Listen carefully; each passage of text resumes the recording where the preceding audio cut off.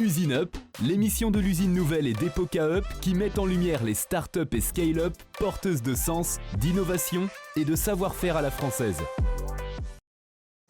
Bonjour, pour ce nouveau numéro d'Usine Up, j'ai la chance, le plaisir de recevoir Thibaut Jarousse. Bonjour Thibaut. Bonjour Christophe. Vous êtes fondateur, dirigeant de Divine? Tout à fait, Faites c'est les ça, deux. Divine.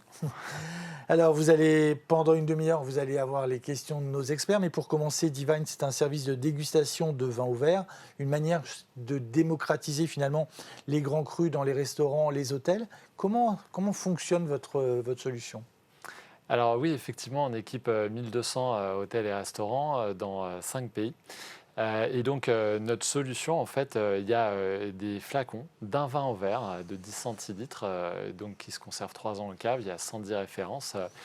Et on peut avoir du Margaux, du Châteauneuf. Chaque flacon est équipé d'une puce RFID qui contient toute l'intelligence du système. Et on a développé une technologie qui permet de servir chacun de ces flacons comme la vigneronne ou le vigneron voudrait que le vin soit dégusté. Et donc, en 40 secondes, vous avez votre verre de Châteauneuf qui est servi à 18 degrés, carafé l'équivalent de 3 heures. Et puis, si c'est un Coteaux du Léon, ce sera à 10 degrés.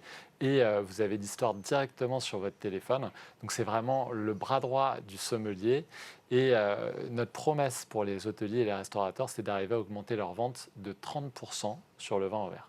On va être très clair, hein, on boit vraiment un verre. Hein. C'est pas du dématérialisé. Il y a un moment, il y a un verre avec de l'alcool dedans qu'on boit d'ailleurs avec modération, je tiens à le dire. Tout à fait. Qu'on a en main. Oui, alors très nous, concret. Notre métier, c'est d'être fournisseur de vin, sauf qu'à la différence de tous les autres partenaires dans l'hôtel et la restauration, on fournit directement au verre et pas à la bouteille. Et on ne fournit pas de casque de réalité virtuelle pour faire l'expérience, effectivement. Quand on innove comme vous, qui est le plus difficile à convaincre? Le responsable d'un grand cru, à qui vous expliquez qu'il ne va plus vendre des bouteilles, mais qu'il va devoir vous confier son breuvage pour que vous le mettiez dans des comment vous appelez ça, des flacons? Ou est-ce que c'est l'hôtelier ou le restaurateur qui va devoir changer ses habitudes et changer sa carte des vins pour mettre davantage de verre au vin? Et au début, les deux étaient durs à convaincre. Voilà, vous aimez la difficulté, donc? C'est ça, il y a 10 ans, quand on crée l'entreprise, j'ai dû me faire sortir une ou deux fois du domaine par quelqu'un qui me disait « Moi, jamais de la vie, il y aura autre chose qu'un bouchon en liège sur une de mes bouteilles ».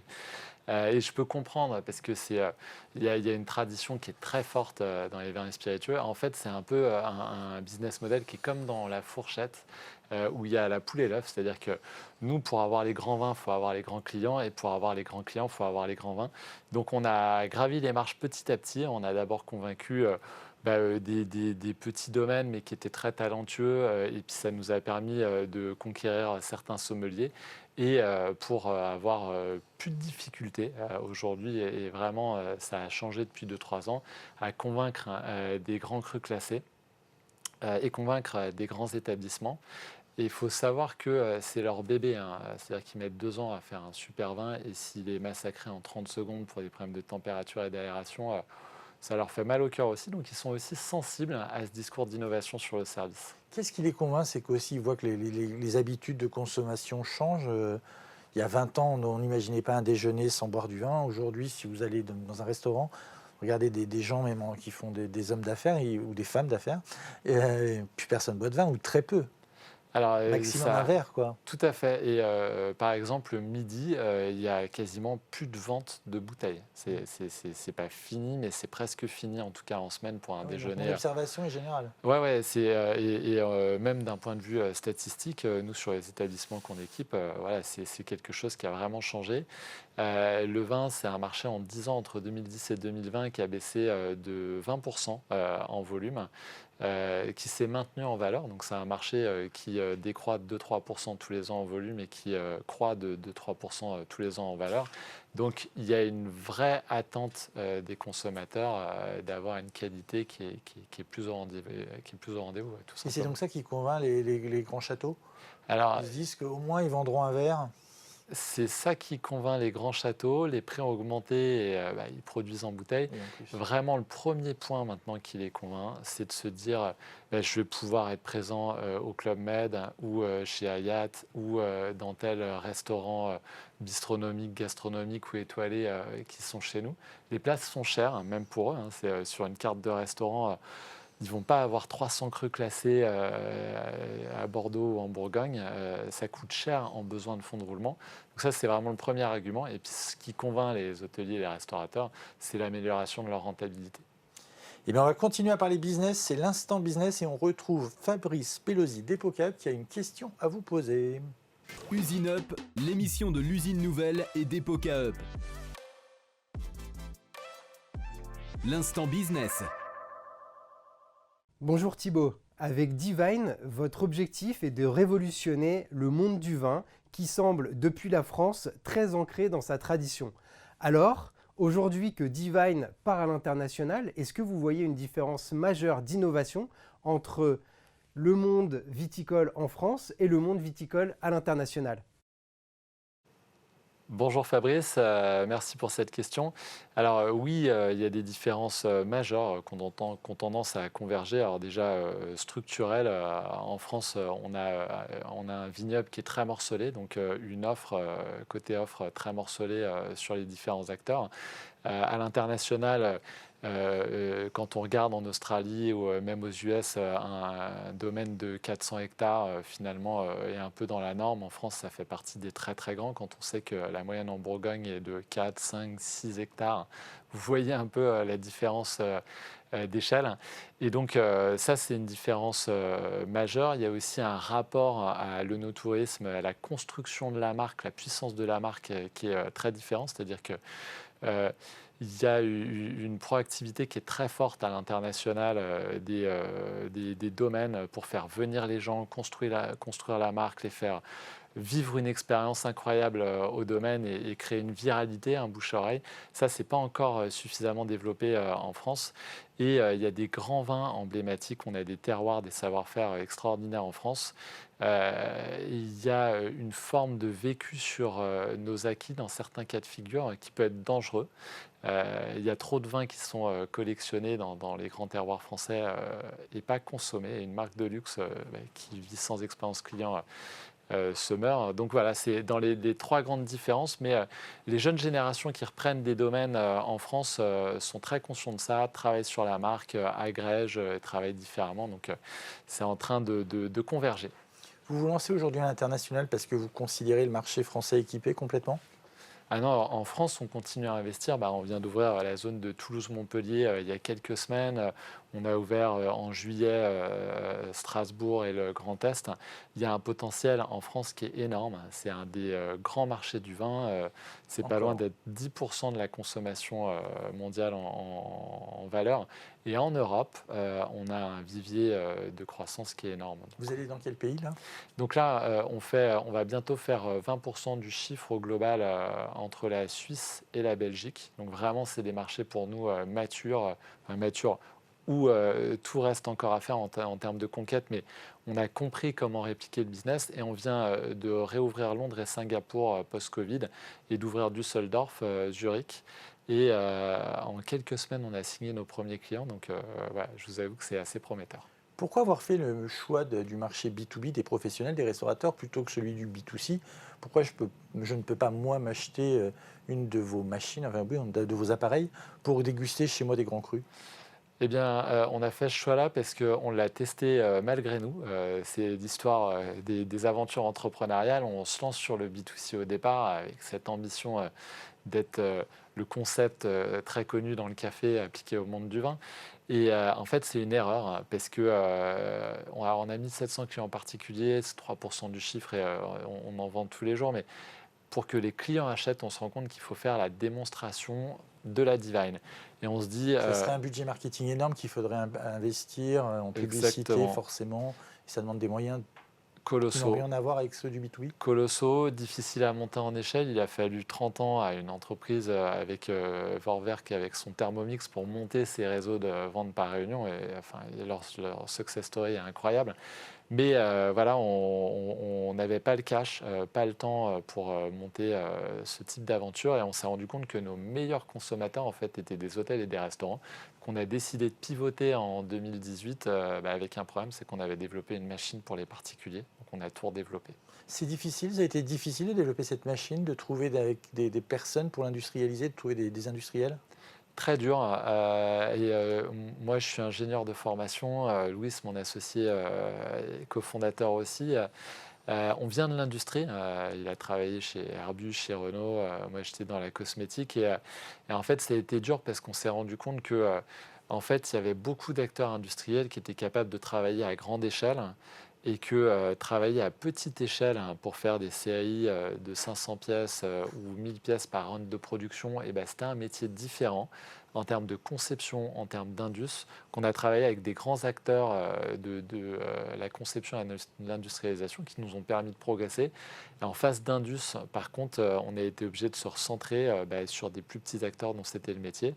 Et heureusement, à chaque fois que je le dis, on a réussi à trouver des partenaires en France. On a un produit qui est complexe. Il y a 130 pièces, dont la moitié sont des pièces spécifiques à la Divine. Et quand on est tout petit et que 15 km de chez nous, on trouve un partenaire industriel qu'on voit, à qui on serre la main et qui nous dit « Ok, vous êtes petit, mais je vous fais confiance, on va y aller » et qu'il faut faire 10 allers-retours pour mettre au point le produit, si c'est à 6000 km avec quelqu'un qui ne parle pas votre langue, ça ne fonctionne pas. Très bien, on parle RP et médias maintenant. C'est Caroline Chalin-d'Arginet qui a une question à vous poser. Usine Up, l'émission de l'usine nouvelle et d'Epoca Up. L'instant RP et médias.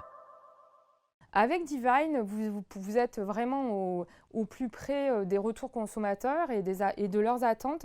Alors aujourd'hui, vous êtes sur un plateau télé. Qu'est-ce qu'il faut retenir des dernières évolutions de consommation en France ? Bonjour Caroline. L'évolution est assez rapide. D'ailleurs, post-Covid, ça a accéléré des tendances qui étaient déjà là. Il y a une vraie continuité dans la diminution des volumes et dans la hausse du prix moyen par verre et par bouteille qui sont consommés en France. Il y a une vraie accélération par rapport à ça. C'est-à-dire que les gens font attention à ce qu'ils consomment. Quand ils prennent un verre de vin, on n'est plus dans la commodité. Donc c'est vraiment, ils cherchent le plaisir. Et si ça les séduit pas en termes d'offres, ils vont pas consommer. Il y a une tendance qui est très forte sur le bio, sur le biodynamie, sur les vins nature, un peu controversée aussi parce que finalement, plus on s'en va vers des vins nature, par exemple, plus on peut dégrader, par exemple, le bilan carbone. Donc voilà, il n'y a pas qu'un seul axe, et ça, c'est une tendance de fond. Sur le contenu, c'est-à-dire que les gens veulent comprendre ce qu'ils ont dans leur verre, ils veulent comprendre le storytelling. Il ne suffit plus d'apporter un verre de vin si vous racontez l'histoire. Il y a une vraie prime que vous êtes capable de faire vivre à vos clients et la volonté de payer est plus élevée. Il y a une tendance aussi intéressante sur les spiritueux qu'on a vu se déporter pendant 30 ans.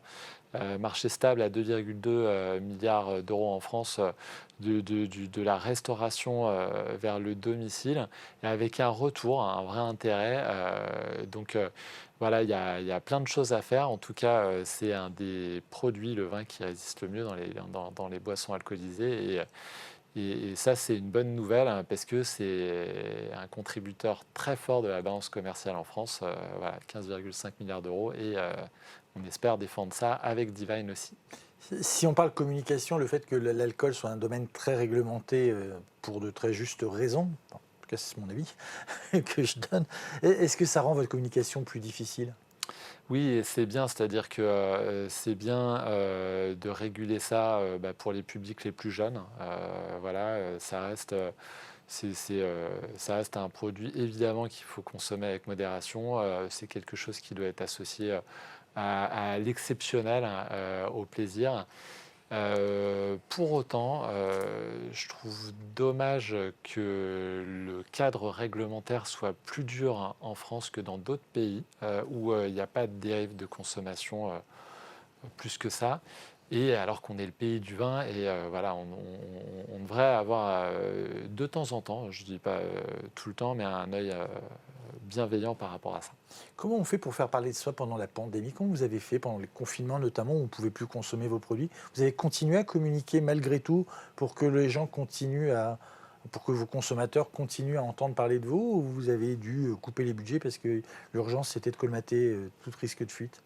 Alors c'était assez violent hein, quand C'est cette du jour au lendemain, fameuse les date restaurants du fermés. 17 mars, voilà, j'ai des personnes de l'équipe qui m'ont demandé s'il fallait remettre leur CV à jour ou bon bah on fait 97% du chiffre avec les hôtels et les restaurants et du jour au lendemain tout ferme. Donc c'était violent pour tout le monde. Pour autant, les gens ont eu envie de continuer à vivre, à prendre des bons moments. Donc le vin fait partie de ces bons moments, hein. Et c'est souvent ce que je dis à l'équipe, à mes clients, si vous avez soif, faut boire de l'eau, faut pas boire du vin. Mais bon, je connais peu de gens qui veulent sabrer une bouteille d'eau pour leur anniversaire. Et donc voilà, être présent. Donc il y avait toujours des moments festifs, des événements. On a communiqué différemment. On a lancé par exemple notre chaîne de podcast, 5 minutes pour apprendre le vin. Pour tous les gens qui voulaient se former, bien comprendre la dégustation, bien choisir le vin, le valoriser. Pourquoi est-ce que ça vaut le coup des fois de se faire plaisir et de mettre 30 € dans une bouteille de vin? Et il y avait des gens qui ne comprenaient pas ça, des fois qui nous disaient bah ouais, pour 30 € je peux avoir une caisse de bouteilles de vin. Et donc du coup, et ça, c'est comme dans l'art, c'est compliqué de mettre beaucoup d'argent dans un tableau ou dans une œuvre si vous n'avez pas fait ce parcours initiatique. Et donc, on a beaucoup investi là-dedans en termes de communication. Donc, plus de l'indirect que du direct, mais ça a payé. Ça a payé. On va parler d'un autre parcours initiatique, celui des RH, et j'aurai le prix de la meilleure transition. C'est l'instant RH avec Alain Damon. Usine Up, l'émission de l'usine nouvelle et d'Epoca Up. L'instant RH. Divine a des ambitions très fortes de développement, notamment à l'international. Et pour soutenir ce développement, il faudra de plus en plus recruter à différents niveaux de seniorité, dans différents jobs et dans différents pays. Sur un marché dont on sait qu'il est extrêmement bataillé, c'est très dur de faire venir les meilleurs talents. Quels sont les principaux arguments que vous mettez en avant pour attirer des candidats, pour les convaincre de vous rejoindre, notamment en matière de culture d'entreprise ? Bonjour, oui, excellente question. Les talents, c'est le nerf de la guerre. Je dis souvent que quand on a une bonne idée, il y a 10 personnes comme vous qui font la même chose sur la planète en même temps. Et si vraiment l'idée est très bonne, il y en a 20 ou 30. Donc le seul point qui fait la différence, c'est l'exécution. Et l'exécution, c'est la qualité de l'équipe et des talents. Et à l'international, c'est encore plus vrai et c'est encore plus dur parce que, étant une entreprise française, faut être légitime. Et puis le premier salarié sur tel ou tel pays, c'est plus compliqué.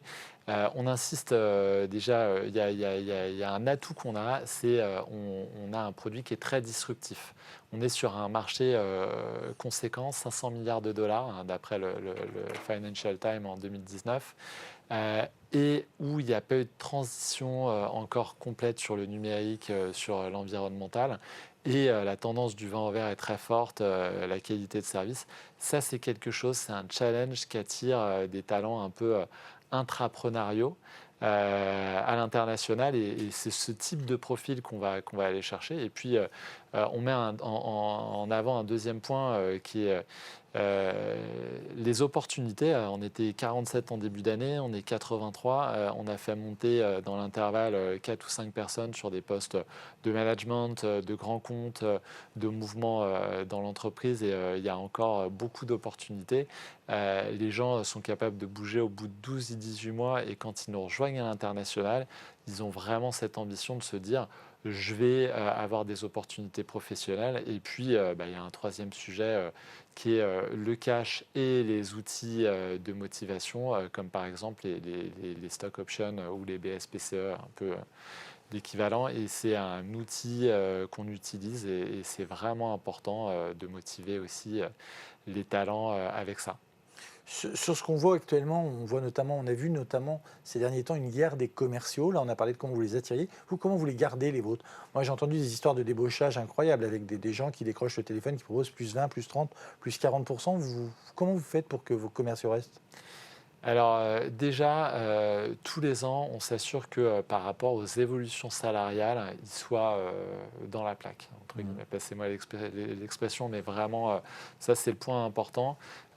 Agir en réaction, vous êtes toujours trop tard. C'est-à-dire qu'à un moment donné, si vous vous dites, je sais que mes développeurs ou mes commerciaux, ils sont payés 10% ou 15% de moins que le marché, mais tant qu'ils ne s'en rendent pas compte, c'est pas grave. C'est une grosse erreur parce que vous passez du temps à recruter des gens intelligents. Donc, s'ils sont intelligents, ils vont forcément se poser cette question-là. Donc, déjà, il faut être proactif. C'est-à-dire que tous les ans, on voit les rémunérations en fonction de l'évaluation et en fonction du marché. Donc, on a une grille sur 2 axes. Et donc, le commercial qui surperforme et qui est dans la médiane du marché, forcément, on va l'augmenter.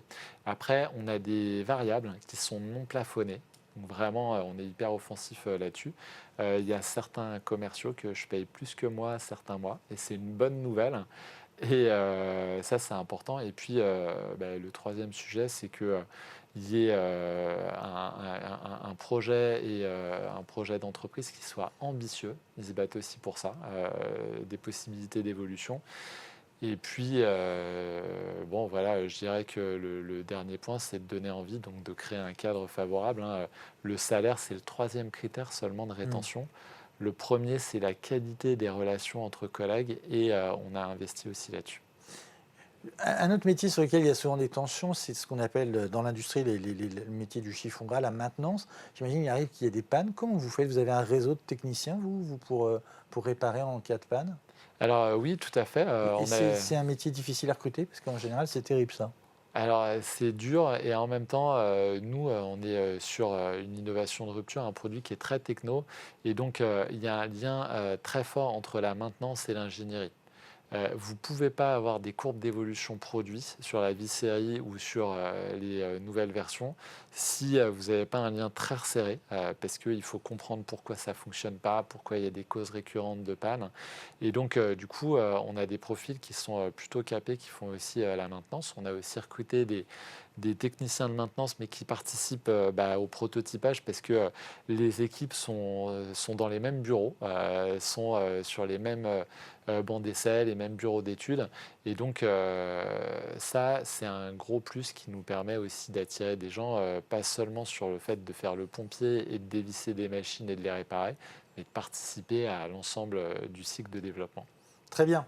Maintenant, c'est Marc Wyatt de KPMG qui a une question à vous poser. C'est l'instant finance. Usine Up, l'émission de l'usine nouvelle et d'Epoca Up. L'instant finance. Thibaut, je suis fan. J'ai déjà testé, tu m'as convaincu. Maintenant, je sais qu'un vin avec quelques degrés de différence peut totalement changer l'expérience. Divine, c'est un device. Ce sont des consommables, c'est un service. Les gens qui testent sont convaincus assez rapidement. Mais maintenant, le challenge pour toi, c'est le scale-up au niveau international. Est-ce que tu peux me dire comment tu comptes déployer au niveau international sans avoir une force de vente physique partout dans le monde? Bonjour Marc, c'est une question difficile, mais tout à fait pertinente. On a eu plusieurs échecs à l'international, c'est-à-dire qu'on a été présent à l'international pendant de nombreuses années. Aujourd'hui, on fait vraiment du chiffre et on est tout près de la rentabilité dans un pays comme la Suisse. Donc on a trouvé et on est en train d'y aller très fort, mais on y va en propre. Donc la question de la scalabilité sur comment on fait pour avoir des forces de vente partout, elle est complexe. Ceci dit, on travaille sur un sujet notamment pour tous nos clients qui veulent avoir une expérience cliente qui est répétable, de Divine qui pourra faire et les flacons et une bouteille complète. Et ça va être un sacré accélérateur, parce que ce qui est dur pour les forces de vente d'un distributeur, c'est d'avoir 2 innovations de rupture, donc les flacons qui sont déjà une innovation de rupture, et la device. Et donc le fait de se dire on fait que l'un avec notre marque Wine Barista qu'on a développé pendant le Covid et qui est largement distribuable, on le fait aujourd'hui, ou que l'autre, eh bien c'est dans ces conditions qu'on arrivera à déployer avec des équipes tierces en distribution. Vous avez déjà levé des fonds. Est-ce que le fait de produire un device, c'est un atout parce que finalement, il y a quelque chose de concret? C'est un atout pour certains types d'investisseurs, comme des personnes physiques ou des family office industriels qui comprennent ça. En France, sur l'écosystème VC et fonds d'investissement, on a un écosystème qui est très orienté software. Pour qui c'est un handicap. C'est-à-dire que le sujet hardware, quand il tombe sur le coin du bureau, il y a quand même une petite lumière rouge qui s'allume en disant faut du BFR, faut des CAPEX, il y a des sujets de fiabilité, les cycles de développement produit sont longs.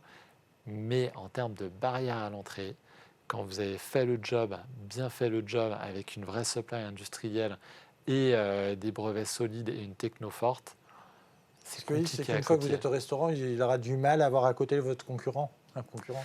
Oui, tout à fait, parce que on est dans un domaine où aussi il faut du temps pour avoir la confiance des acteurs, que ce soit dans la restauration ou dans les vins et spiritueux. Et ça, c'est une vraie prime en termes de barrière à l'entrée. Et puis, on le voit bien, hein, redévelopper des technos, c'est pas si simple que ça. Ça a pris des années à tout un tas de concurrents pour concurrencer Nespresso ou Apple, même avec des capitaux très importants. Et on voit bien qu'en termes de disruption, ce n'est pas toujours l'acteur traditionnel qui remporte la mise. Voilà l'exemple de Renault sur l'électrique ou d'Ariane Espace sur les lanceurs. On voit bien que il y a une prime à la rapidité et pas forcément à la taille dans certains cas de figure. L'heure est venue à notre dernière intervenante, c'est Anne Lauvergeon et ça s'appelle l'Instant CEO et sa question devrait vous surprendre. Usine Up, l'émission de l'usine nouvelle et d'Epoca Up. L'instant CEO. Bonjour Thibaut, on se connaît bien. J'ai une autre idée de ce que vous faites et de comment vous le faites. Ma question est très simple. Je fais une soirée le 14 septembre, vous serez là? Bonjour Anne. En effet, question très directe et merci beaucoup pour cette invitation et pour les échanges que nous avons eus et je serais honoré d'être présent bien sûr. Et c'est vrai que la Divine fait souvent son petit effet en événementiel. C'est une offre qu'on a développée et qui fonctionne bien et qu'on fait bien sûr. C'est quoi événementiel? Par exemple un mariage? Alors, ça peut être ça, mais en fait, on a essayé de le recentrer sur des événements un peu plus corporate. Donc, on a fait des événements pour des très grandes marques. Corporate, c'est rare. Voilà, c'est ça. Alors, ça peut s'appeler une fusion-acquisition, mais... Éventuellement. Donc voilà, non, c'est une offre qui fonctionne et qu'on fait en complément. Ça permet aussi de toucher un grand nombre de personnes sur un événement. Vous avez des marchés, les grands traiteurs, les gestionnaires de salles pour des événements? Alors, on travaille avec déjà des traiteurs, par exemple comme Potel et Chabot, où on a été présent sur des événements comme Roland Garros et donc sur le service VIP. Et c'est un service qui est intéressant pour eux parce que ça permet d'avoir quelque chose de clé en main sans avoir forcément de personnel qualifié, qui est un des gros sujets en ce moment. Et puis d'avoir des upsells sur les offres d'animation qu'ils font à leurs clients. Vous nous avez dit tout à l'heure que vous étiez ingénieur de formation. C'était un rêve de gamin de devenir dirigeant d'entreprise? Alors, j'ai toujours voulu créer mon entreprise. J'ai pris le goût de ça pendant mes études d'ingénieur. Je crois que vous avez attendu, hein. Vous avez une carrière. Vous êtes Tout à fait. pas tout de suite à la sortie de vos études créer J'ai votre travaillé un entreprise. tout petit peu dans l'automobile, un projet pour Valeo et puis dans justement les moteurs électriques en début de carrière. Et puis j'ai rapidement bifurqué dans les opérations industrielles, dans la cosmétique. Mes parents, une fois que j'avais mon diplôme en poche, je regardais l'entrepreneuriat, m'ont dit écoute Thibaut, ce serait bien que tu fasses un vrai boulot avant Passe de ton bac, tester. quoi. Ouais, c'est un peu ça. Tu fais d'abord un vrai gentil, travail mais et bon. puis voilà, après tu pourras vivre d'amour et d'eau fraîche. Il y a 10 ans, quand on s'est lancé en 2012, c'était un peu moins bankable d'être entrepreneur. Hein. Ça a beaucoup changé, on l'oublie. Voilà, c'était les gens en sortie d'école d'ingénieur ou de commerce ne voulaient pas faire ça et leurs parents non plus. Vous diriez que vos études d'ingénieur vous ont bien préparé à l'entrepreneuriat, malgré tout? Alors oui, on a la chance en France d'avoir des formations d'ingénieurs de qualité qui sont assez transverses. Ça m'a préparé à l'entrepreneuriat industriel, ouais, bien sûr. Sinon, on n'aurait jamais réussi à faire ce qu'on a fait. Bien sûr, on n'apprend pas à faire du marketing ou de la finance. Donc j'ai complété mon diplôme d'ingénieur par un MBA à HEC pour me lancer. En 10 secondes, vraiment. Vous êtes nantais, il y a un bon écosystème à Nantes pour créer une entreprise, on peut y aller? Il y a un super écosystème à Nantes. Les gens sont accueillants et il y a un vivier de compétences qui est vraiment là. Les gens sont mobiles et le cadre de vie est suffisamment sympa pour débaucher des gens à Paris pour qu'ils puissent venir travailler à Nantes. Très bien, merci beaucoup Thibaut Jaroux. Je rappelle que vous êtes le fondateur de Divine. Merci à vous de nous avoir suivis. À très bientôt pour un nouvel épisode de Usine Up. Merci. Usine Up, l'émission de l'usine nouvelle et d'Epoca Up qui met en lumière les startups et scale-up porteuses de sens, d'innovation et de savoir-faire à la française.